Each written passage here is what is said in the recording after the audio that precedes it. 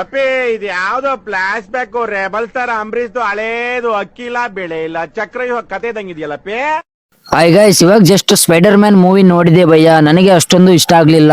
ಯಾಕೆಂದ್ರೆ ನಾನೊಂದೆರಡು spider man ಸಿನಿಮಾಗಳು ನೋಡಿದ್ದೀನಿ, ಆದ್ರೆ ಈ ಸ್ಪೈಡರ್ ಮ್ಯಾನ್ ತರ ಇರ್ಲಿಲ್ಲ. ಸ್ಪೈಡರ್ ಮ್ಯಾನ್ ಜನಗಳ ಸೇವಕನಾಗಿರುತ್ತಾನೆ, ಮತ್ತೆ ಸ್ಪೈಡರ್ ಮ್ಯಾನ್ ಇವರ ಮೇಲೆ ಅಟ್ಯಾಕ್ ಮಾಡೋದು ಚೇಳ ಆಗಿರುತ್ತೆ. ಇವರಿಬ್ಬರ ಜಗಳ ಒಂದು ದಿನ ನಿಲ್ಲುತ್ತೆ ಭಯ್ಯ. ಸ್ಪೈಡರ್ ಮ್ಯಾನ್ ಜವಾಬ್ದಾರಿ ಮತ್ತು ಅವನ ಸೂಪರ್ ಹೀರೋ ಆಗಿ ಅಲ್ಲಿ ಎದುರಿಸುವಂತ ಸವಾಲುಗಳನ್ನು ಎಕ್ಸಲೆಂಟ್ ಆಗಿ ತೋರಿಸಿದ್ದಾರೆ bhaiya. Vibe swing, fight scenes ಗಳು ಮತ್ತೆ VFX ಇವೆಲ್ಲ ನೋಡೋಕೆ ಕಣ್ಣಿಗೆ ಹಬ್ಬ ಅಂದ್ರೆ ಹಬ್ಬ ಭಯ್ಯ. ಈ ಸಿನಿಮಾನ ನೋಡೋಕೆ ಥಿಯೇಟರ್ಗೆ ಹೋದೆ, 200 ರೂಪೀಸ್ ಕೊಟ್ಟು ಟಿಕೆಟ್ ತಗಸ್ಕೊಂಡೆ. ಆಮೇಲೆ ಸಿನಿಮಾ ನೋಡಿ ಹೊರ ಬಂದೆ ಭಯ್ಯ. ನನಗೆ ಒಂದು ಫೀಲ್ ಕೊಡ್ತು, ಇನ್ನು ಈ ಸಿನಿಮಾ ಬೆಟರ್ ಆಗಿದ್ದಿದ್ರೆ ಸ್ವಲ್ಪ ಮನಸ್ಸಿಗೆ ನೆಮ್ಮದಿ ಆಗ್ತಿತ್ತು ಅಂತ ಅನಿಸಿತು ಭಯ್ಯ.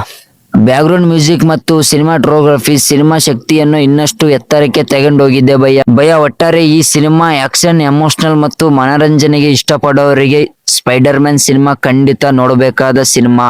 ಈ ಸಿನಿಮಾಕ್ಕೆ ನನ್ನ ರೇಟಿಂಗ್ ಬಂದ್ಬಿಟ್ಟು 5ಗೆ 3.5 ಸ್ಟಾರ್ಸ್ ಕೊಡ್ತೀನಿ. ನೀವೆಷ್ಟು ಸ್ಟಾರ್ಸ್ ಕೊಡ್ತೀರಾ? ಕಮೆಂಟ್ ಬಾಕ್ಸ್ ಅಲ್ಲಿ ಕಮೆಂಟ್ ಮಾಡಿ ತಿಳಿಸಿ ಭಯ್ಯ. ಈ ಸಿನಿಮಾದ ಡೈರೆಕ್ಟರ್ ಡಿಫ್ರೆಂಟ್ ಆಗಿ ತೋರಿಸಿದ್ರೆ ರೆಕಾರ್ಡ್ಸ್ ನ ಬ್ರೇಕ್ ಮಾಡ್ತಾ ಇತ್ತು ಈ ಸಿನಿಮಾ ನೀವು ನೋಡಿದ್ರೆ ಹೇಗಿತ್ತು ಅನ್ನೋದನ್ನ ಪಟ ಹೋಗಿ ಕಮೆಂಟ್ ಮಾಡಿ ತಿಳಿಸಿ, ನೋಡ್ತೀನಿ ಭಯ್ಯ. ಇನ್ನು ನಮ್ ರಿವ್ಯೂ ಇಷ್ಟ ಆಗಿದ್ರೆ ಲೈಕ್ ಮಾಡಿ, ನಮ್ ಚಾನಲ್ ಗೆ ಹೊಸೊಬ್ಬರಾಗಿದ್ರೆ ಸಬ್ಸ್ಕ್ರೈಬ್ ಮಾಡಿ ಇಟ್ಕೊಳ್ಳಿ. ಸಿಗೋಣ ಮುಂದಿನ ರಿವ್ಯೂ ಜೊತೆಗೆ. Thank you so much guys.